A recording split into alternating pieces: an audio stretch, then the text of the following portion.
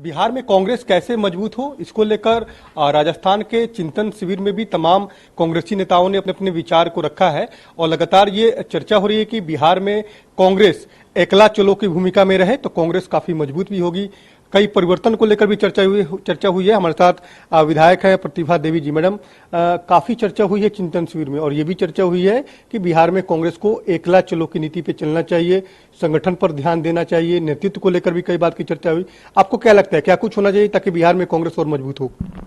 देखिए, सबसे पहले तो कांग्रेस मजबूत होगी तो देश मजबूत होगा, ये सब लोग जानते हैं। आज देश का जो हालात है, भाजपा ने देश का बेड़ा गर्क कर दिया है, पूरे देश को बर्बाद करके रखा है।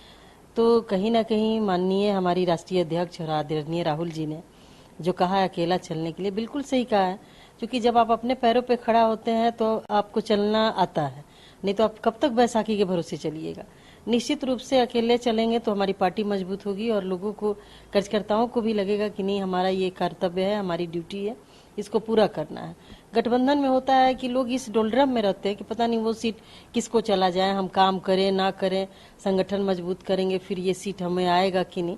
तो बहुत सारी बातें हैं, इसलिए कांग्रेस को मजबूत इसलिए होना जरूरी है क्योंकि देश को मजबूत करना है। नेतृत्व को लेकर भी काफी चर्चा हुई है, खासतौर पे जो बिहार में जो नेतृत्व है वो अगड़े को है। ज्यादातर जो चर्चाएं है, चाहे विधायक सीएलपी लीडर हो, पार्टी के प्रदेश अध्यक्ष हो, ये तमाम जो पद हैं वो अग्रे जाति के लोगों को है। लेकिन जो अग्रा जाति जो वोट बैंक था कांग्रेस का, वो कहीं न कहीं खिसक गया। तो इसको लेकर भी चर्चा हुई। लगता है कि इस पर भी मंथन करने की जरूरत है, बिहार में नेतृत्व को लेकर भी चर्चा करने की जरूरत है। देखिए, सबसे बड़ी बात है कि कौन वोट खिसका, कौन वोट पास में है, ये तो बहुत बड़ा चर्चा का विषय नहीं है। बात ये है कि जो लोग खिसक गए हैं, जो लोग बीजेपी का समर्थक बन गए हैं, उनको आत्मचिंतन करने की जरूरत है कि जब वो कांग्रेस में थे, अग्रे लोगों की मैं बात करती हूँ, तो उनको क्या मान सम्मान था, किस तरह का उनके साथ व्यवहार होता था, उनका क्या अधिकार था और वो किस तरह से पार्टी में सम्मानित होते थे। आज देख लीजिए बिहार में क्या स्थिति है। अग्रे को तो समर्थन कर रहे हैं, लेकिन अध्यक्ष कौन है, राष्ट्रीय अध्यक्ष कौन है, डिप्टी सीएम किसको उन लोगों ने बना के रखा है। तो भाजपा सिर्फ अग्रों का वोट लेती है, लेकिन जब मान सम्मान देने की बात आती है तो 10 कदम पीछे हट जाते हैं। तो कांग्रेस में और बीजेपी में कहीं कोई तुलना ही नहीं है, जमीन आसमान का फर्क है। अग्रों को जो मान सम्मान कांग्रेस ने दिया है और देगी भी भविष्य में, वो कोई पार्टी में नहीं मिल सकता। आपको क्या लगता है कांग्रेस कैसे मजबूत होगी बिहार में? अकेला चलो की नीति पे चले तो कांग्रेस मजबूत होगी, आपकी ये राय? देखिए, अकेला चलने की बात नहीं, संगठन तो आपको बनाना पड़ेगा। आप गठबंधन चाहे किसी से भी कीजिए, लेकिन जब आप मजबूत नहीं है तो गठबंधन का भी कोई मतलब नहीं बनता।